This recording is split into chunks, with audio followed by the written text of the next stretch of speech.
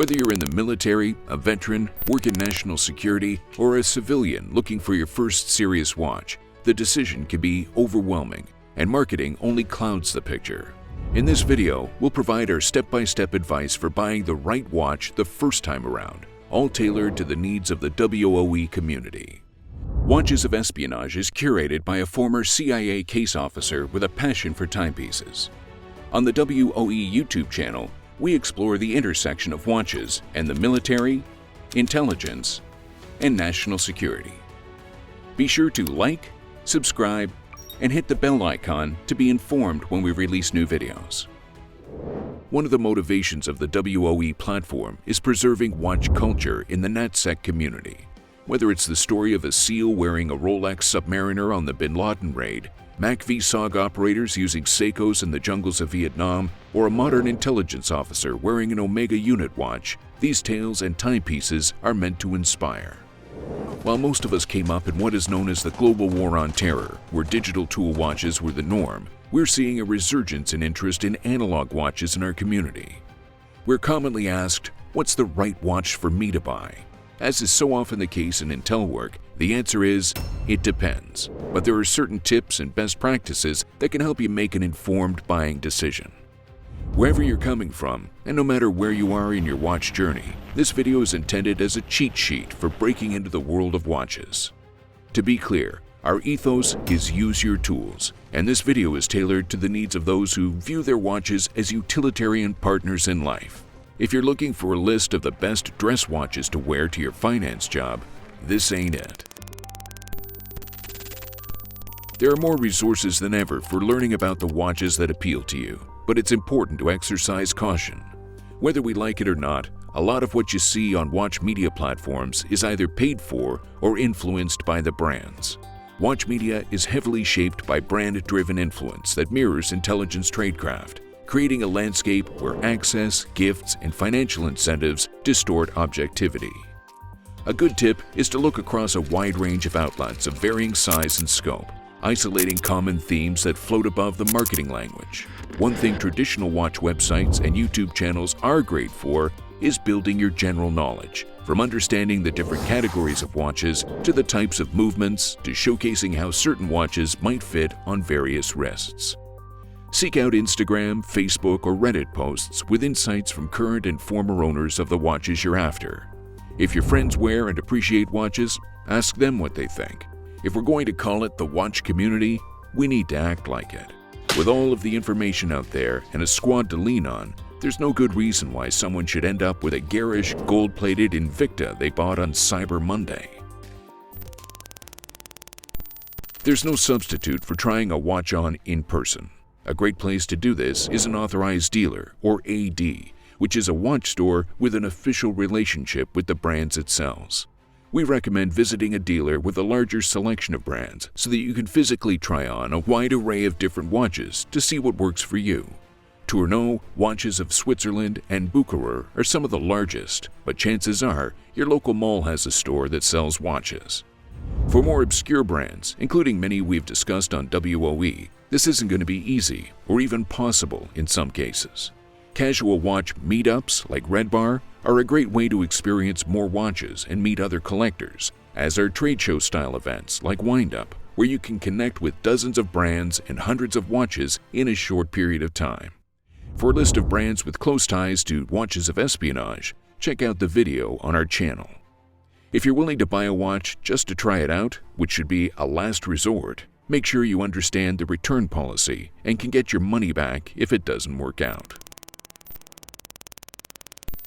After spending weeks or months on steps 1 and 2, you should have developed a specific idea about where to start, meaning it's time to buy your first watch. Going the authorized dealer route, which should come with before and after sales service, as well as the full manufacturer's warranty, is typically the best practice. But that isn't to say you can't buy a watch elsewhere, assuming you've done your research.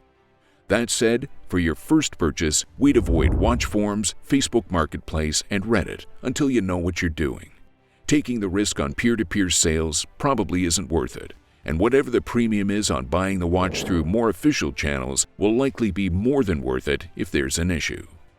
If you're looking for something hard to find or secondhand and want to reduce the risk, a platform like Bezel is a great place to look because its service includes in-person authentication of every watch as well as a dedicated sales advisor to help you with your journey.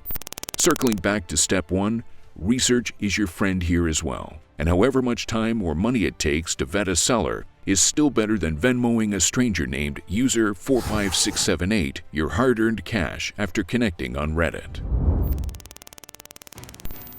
At W.O.E, everything we do is in alignment with the Use Your Tools ethos, our core belief that a relationship can be developed with seemingly inanimate objects through shared experience. In our community, watches are prized for their mechanical and aesthetic properties, but their real value is derived from the experiences they embody. They are, or can be, talismans of a life well lived. This part is easy. Put your watch on at the beginning of each day and use it for whatever life throws at you. Don't be that guy asking if it's safe to wear their Rolex Submariner in the shower or if they need to remove their SKX to wash their hands. These mechanical objects are a lot more robust than people think. Take care of your watch, but with the understanding that every scratch and scar is a memory. Looking beyond our step-by-step approach, there are several other general guidelines we've picked up over the years that could save you a lot of frustration. Remember, these rules are not hard and fast. First and foremost, buy what makes you happy. No one else cares what you're wearing, and 99.9% of people will not notice the watch you have on your wrist. Next, buy a watch you can afford. You won't be happy if your watch costs so much that it negatively affects other aspects of your life. Buyer's remorse is real and can undermine the sense of satisfaction you should get from wearing the right watch. This shouldn't need to be said, but never finance a watch. If you can't buy it straight up, you shouldn't buy it at all. Don't buy a watch as an investment. The vast majority of watches, and virtually all more affordable watches, will not appreciate. Instead, buy a watch with the expectation that you might wear it until you die and pass it on to a loved one. Watches aren't stocks or Bitcoin, and treating a timepiece as a financial instrument takes something fundamental away from the hobby. When in doubt, stick with an established brand. Seiko, Rolex, Breitling, Omega, Tudor, JLC, or IWC.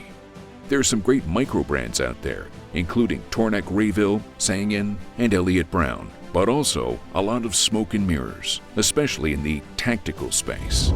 Rome wasn't built in a day, and any worthwhile watch company probably wasn't either. Should you decide to go the micro-brand route, do your homework and understand that the ability to service the watch in 5 years will depend on whether the brand is even still around, not something you have to worry about with an established name. Remember to buy the seller first, and if possible, build a relationship with that person. If the deal looks too good to be true, it almost certainly is. There's something about building a relationship with the actual person selling the watch that makes it special. This one is tough for newbies, but remember that watch collecting is a marathon, not a sprint. Even if you have the money to buy the watch you want right away, spend time learning about the different variations and researching the history of the model or brand. This will likely change your outlook and make you appreciate the watch you end up with even more. Keep in mind that no one needs a luxury watch, especially early in your journey. A $500 watch can be just as meaningful as a $5,000 watch. Remember, those Speedmasters that went to the moon and the Tudor subs worn by Vietnam SEALs were all relatively affordable back in the day. At the time, they were tools, not luxury products. The man makes the watch, not the other way around. At the end of the day, your quest for the perfect watch shouldn't be about chasing status, flexing on social media, or capital gains. In our community, the goal is to find a timepiece that fits your life, your mission, and your story, and then put it to work. Once again, do your research, experience the watch, execute the purchase, and then get out there and use your tools. Thank you for watching. Be sure to like, subscribe, drop a comment, and hit the bell icon to be informed when we release new videos.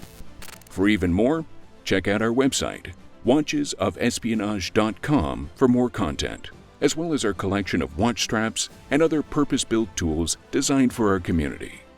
Until next time, happy hunting.